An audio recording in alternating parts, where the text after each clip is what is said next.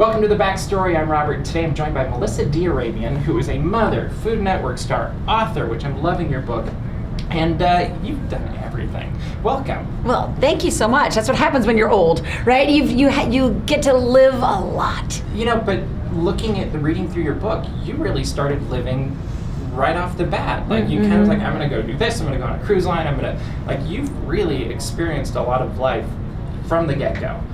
Yeah, that's true. And I think, so there's a really exciting, rich part to that. It comes at a cost. Yeah, I was raised by a single mom who died when I was in college. So I think that that took away the anchor, but it also took away the fear of going out and doing things. So the really good news is I've gotten to go out and do a lot of jobs and do a lot of things and have an adventurous life. And also have the family life too. Yes, it was who knew? Really fun. I didn't see it going this way. I know. I didn't meet my husband until I was 32. Okay. So the idea that I would ever be somebody who had 4 daughters was really nothing but by the grace of God. So it was very unexpected. I always wanted a big family, but as time wore on and I didn't meet the right person, I sort of thought, okay, well, maybe it won't be a big family, maybe it'll be a medium family, and then maybe it'll be a small family, maybe I'll have 1 kid. But it's just amazing how life can change so quickly. Oh, yeah. And so I got to do all of that, have a career in finance, and then have 4 kids and be a stay-at-home mom, and then have this whole other career in food. And then get into TV and food and all this stuff, and then you pivot to books. This is your 3rd book, if I read it correctly. That's right. Talk about the inspiration for Tasting Grace. Well, Tasting Grace, I like to say it's the book that no one asked me to write, because nobody did. Nobody. Well, it felt like it just came from your heart, and you were speaking. It's almost like we were sitting here, and you were to impart what you felt about food.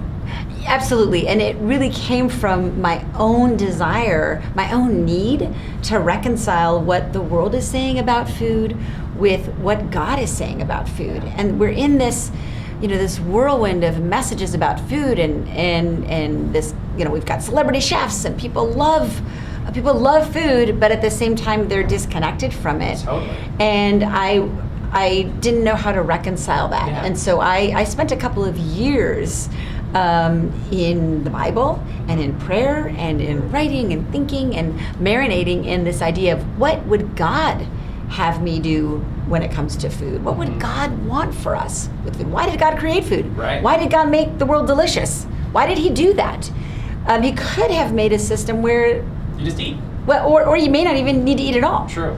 Right? Yeah. I mean, God's an efficient God. If he wanted us not to have tasty peaches and juicy tomatoes, he could have done that. So that question sort of haunted me. Why did God make food the way he did? And so that's really what Tasting Grace is answering. So you spent some time in Paris, and to me it seemed like that was a pivotal time in your life, not just with food, but everything else. But coming back to food, first off, how do they appreciate food differently there versus here? But the second part of the question is, was that part of the process for you of slowing down and enjoying the food? And if so, was there a pivotal moment where you're just suddenly like, God made this food, we should be patient for it? Yeah, absolutely. Well, the pace in France is just very different from the pace in the United States. And we see that a lot in food. And even in a place like Paris, which is go, go, go. I mean, Paris is big city living. And I worked in Paris. And I remember when I arrived at my first day on the job, I worked for Euro Disney in finance, and we were under a deadline, and we're stressed, and we're trying to, get this, deliverable done for the CFO, and we're all go, go, go, and it's busy season and all of this. And then come lunchtime, I'm assuming we're going to order in sandwiches and continue eating at our desk. And everybody shut down their computer, turned it all off, and we all went and sat down and had lunch, and then had coffee after lunch and chatted. And I thought, oh, this is all in French. So I am thinking, oh, clearly I misread the urgency. Yeah. Clearly my French is not very good on day 1 in Paris.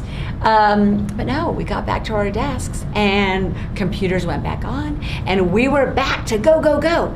And I thought, wait, what? they actually took the time to sit down and have lunch on a busy day. That moment really informed a lot of my experience that came along after that, especially marrying someone from the south of France. I met my husband while I was living in Paris, and he's from the south of France, and that's village French eating, a whole step function, embracing patience more than even life in Paris. So yes, that invitation into patience and taking a moment to let the tomato grow, let the stew stew, sit down, set the table, sit down with people. That's actually a gift. I'm inclined to not want to wait. But that patience is a gift from God. It really does make us enjoy our food and each other more. How hard was that transition? It was really hard. I was gonna say, as I'm sitting here looking, I'm like, that's great for vacation. But yes, and in all fairness, there's a whole culture and history surrounding life in France that comes with that. There are a lot of vacation time, so things can be frustrating at work because you're trying to get work done. So I'm not suggesting that we can export just the long lunches from France to the United States. I'm not suggesting that, because there's deep culture. You can't just take the little pieces that you like. It's like the Christmas tree ornament hooks. You pick up one and all of it goes with it, right? But there are gifts and there are lessons in that, and they really are invitations into being closer to one another, into being closer to the earth that God gave us, that God created us, like the soil, like what's going on in soil is amazing if we just give it a second's thought. So there is that gift and that invitation, and that's what Tasting Grace is. It's invitations. It's not admonitions. It's not that, we're doing it wrong, how dare we have food porn, which, by the way, how dare we have food porn, but it's Tasting Grace isn't about the admonition of it.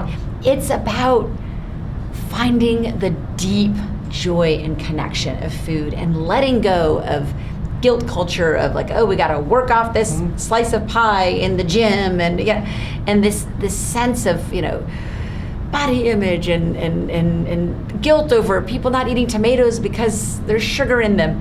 It's inviting in to connection and joy and wonderfulness, and it's about receiving this gift from God rather than just taking it. It's a real shift in posture. It totally is, and I love that you said it really wasn't about pushing an agenda or anything like that. And as I was reading your book, I was like, is it possible for a book to be hospitable? Because that was the word that kind of was popping into my head as I was reading through it. I was like, this is very hospitable, and I could totally imagine what your kitchen table is like and what your family is like as people come in and you cook for them. And it was a very interesting experience reading it, because I read a lot of books, and this one made me slow down and kind of pay attention a little bit more. So speaking of the kitchen table, what is your favorite meal to prepare? Oh, I have so many different favorite meals because they all do something different. They all have their own little invitation in it. Perhaps my favorite meal to make would be one that I make with one of my 4 daughters, or multiple of the 4 daughters, because that slows me down. Because Do any of them cook? Well, yeah, they all cook. Okay, so they all cook. But none of them cooks as fast as I do, right? Sure. I get the eggs going. I get the, I can do it faster. Yeah. So I love a meal that I cook with the people I love, because I slow down there. I also love a meal that I get to invite people into our home, because I think hospitality, it's not just a joy, but it's really our calling, and it's not about impressing. That's really the language of separation, that I want you to think I'm better than you. It's about unifying and drawing in and closer to people, and feeding them so that their best authentic selves are available. When we're eating, we are our best authentic selves. So I think that's my favorite meal. What's interesting, as I'm saying it, I realize that you were actually probably asking for a dish, like food. Oh, I love making steak. But I really believe that the people we are cooking for and the God we are cooking with his ingredients matter more than a particular recipe. It's not. It's if our answer to that is a recipe, well, that's okay. If the answer is a recipe, I'm not going to say it isn't. But the exciting part about us making a meal is the people, not the plate. Totally is. Right? It's the people. Yeah. So you've traveled a lot. Mm-hmm. When you've gone around the world, this is the hardest question today. But Oh, okay. what has been your favorite meal anywhere globally? Oh, my favorite meal. Okay. And you can say the experience if you want. Right, I know. Now I'm going to be like, oh, I really loved it when I went to a fancy restaurant in Paris. But what? She's a hypocrite. Because listen, I love the art of an amazing meal. I really do.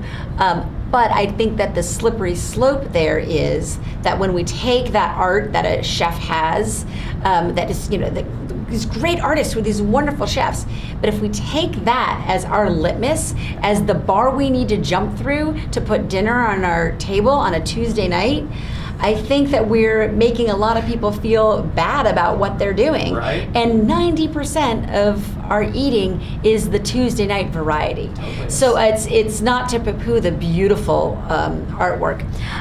Okay, I will tell you, one of my favorite meals I've ever had is at a little restaurant called Frenchie's. It became kind of trendy and fun. Greg Marchand, he put out a cookbook it was all in French for a while, and now it's also in English. But Frenchie's, it's in the second arrondissement of Paris, and it's small, so it's always booked. So you always have to go and see for cancellations, and then you have to go there right when they're open and see, did you have any cancellations? And and so it's like you really have to want to go there. But it is the freshest yet simplest food that somehow celebrates ingredients while also being art. Yeah. And it's also not crazy expensive. Yeah. And I'll give you a tip that, first of all, if you go over and over again, hi, did you get any cancellations? Any cancellations? Any cancellations? You can sometimes get in. And if you can't, they have a little bar across the street where they have not the exact same menu, but also a delightful menu that still makes it a worthy experience. Okay. And it's right off of a street with all the marchés, with all the markets. Oh, okay, cool. In fact, when I mention living in Paris and I talk about going into those food Yeah. markets, I'm talking actually about Right those there. food markets. So anyway, so there's also it's just a lovely place to walk and look around. So anyway, Frenchie's in Paris, my favorite meal. Beautiful. Thank you so much for being on The Backstory. Thank you. Make sure to check out Melissa D'Arabian on Hour of Power with Bobby, who also interviews you. And make sure to check out Tasting Grace. It's a very enjoyable book. Thank you so much for being Thanks so here. much for having me.